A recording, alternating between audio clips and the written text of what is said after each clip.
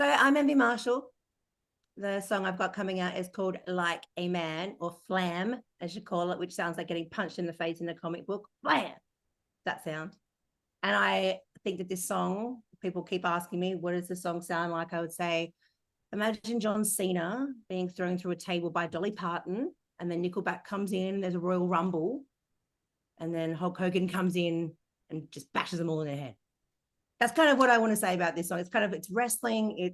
There's women in it. There's guys in it. There's fighting in it. There's so much going on. Yeah. And at the end, there's a hell yeah, because I love Stone Cold Steve Austin and I think he should be in everything. So, I love it. For me, it's a combination of lots of different things and all parts of people's personalities, and it has a sense of humor. It doesn't take itself too seriously. And I want everyone to dance and go yeehaw to it too. Nice. That's a lot to expect from people for one song, but I reckon you go a fair way to keeping it. How about this? How about Hope You Like My Song? Is that better? That's more proper.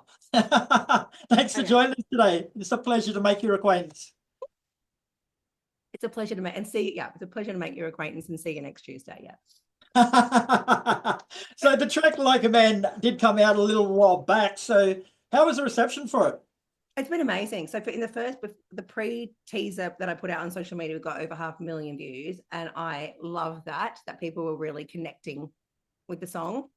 The words, the lyrics, I think has a bit of shock value to it. But I also think it's because people are really wanting music like this now. I'm finding I didn't write it to be popular. I didn't write it because I wanted anyone to react to it. I wrote it because I just really freaking needed to say it. And yeah, the response has been really good. I mean, I sang it live the other night in Hollywood and I kind of watched the crowd and I saw a girl go. It was the first time she hid behind her husband. Like it was really scary to her. And then at the end, she was at the front.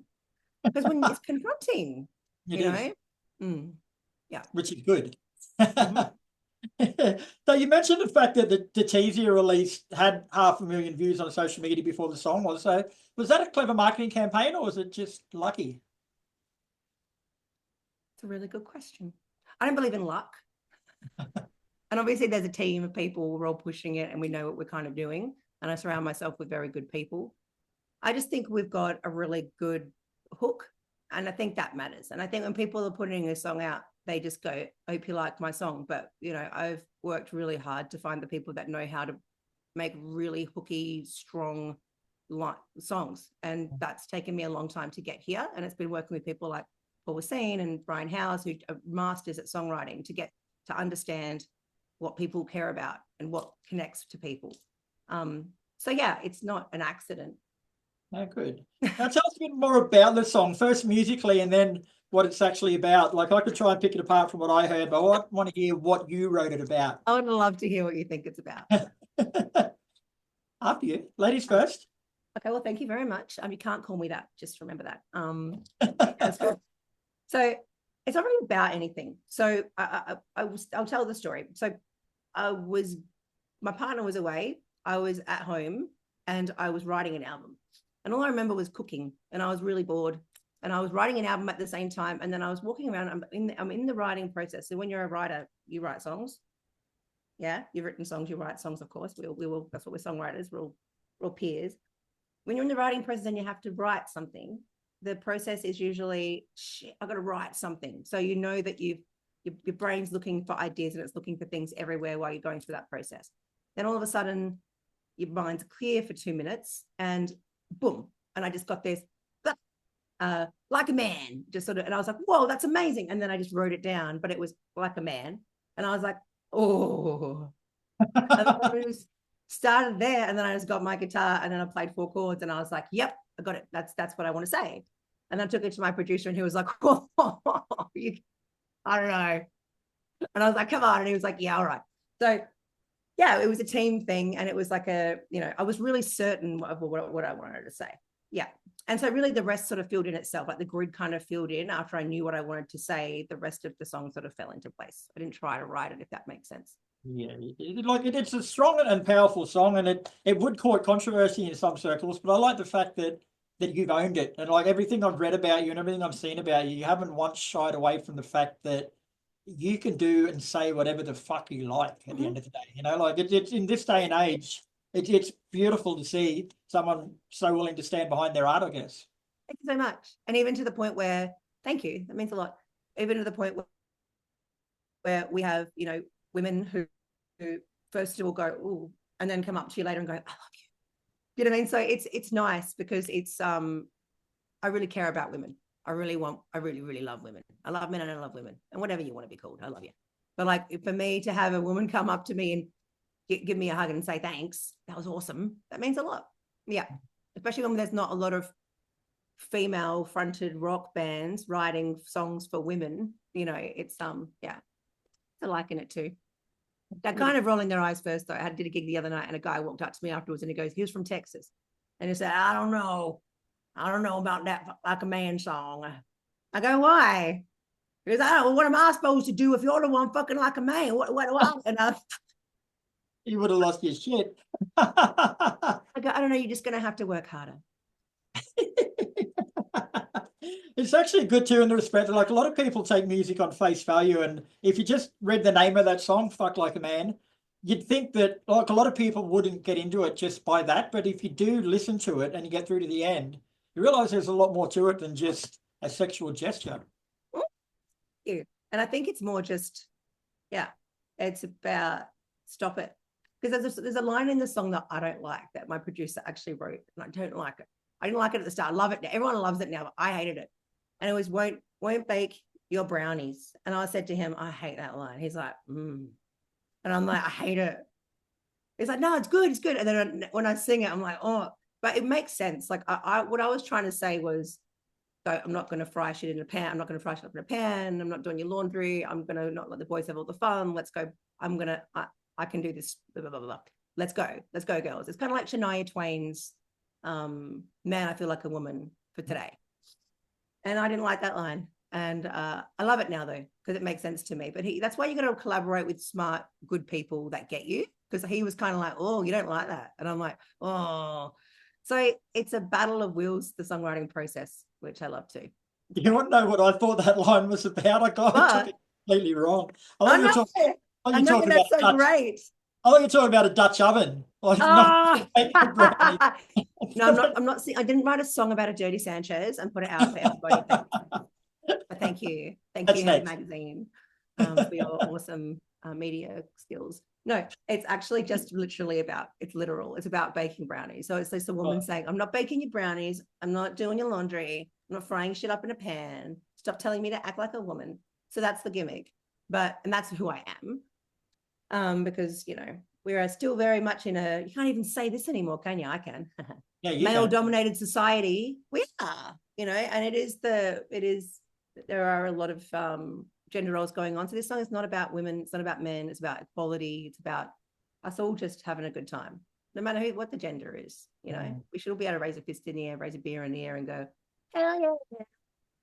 Damn straight. Now, you released a single first and then the video came out a few weeks later. So is that because did you have to run the video by the censorship board before you put it out? The video's not out yet. So the teasers have come out and the video, we're still waiting for the video to come out. So there is a premiere there, it's sitting there. So we've got it's just waiting. We're just waiting. It's like a little peep show. Like everything sort of comes out over a period of time. Like some artists, and I love them for it, are content creators. They create so much content, they're always putting it out. Whereas I'm more just one thing, just write it until, you know, because a lot of work goes into building these tracks and putting them out. And yeah, so it's not out yet. It'll be out in April.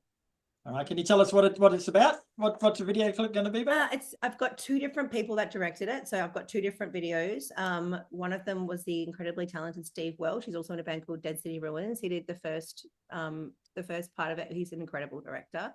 So Steve Welsh did the first part out of Dead City Ruins, and Ian Ritter, who's local royalty in the scene for capturing amazing rock and roll everything. He's an essence of this industry. Did the second part. So I put them together, and we're about to put it out. So one part's really, really feminine and sexy, and the other part's really masculine and ballsy. And we've got two parts coming out. It's going to be really, really fun.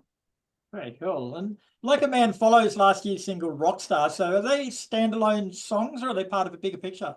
That's a really good question. So Rockstar I put out because I hadn't put it out yet. And Paulie and I did an album together. And I only put two. So Paul was saying from the Screaming Jets. He and I worked together on my first ever EP. We did 8, 9 songs together. 2 of those saw the light of day. That was Drown and The Fire. That was in 2020. So great time to release music.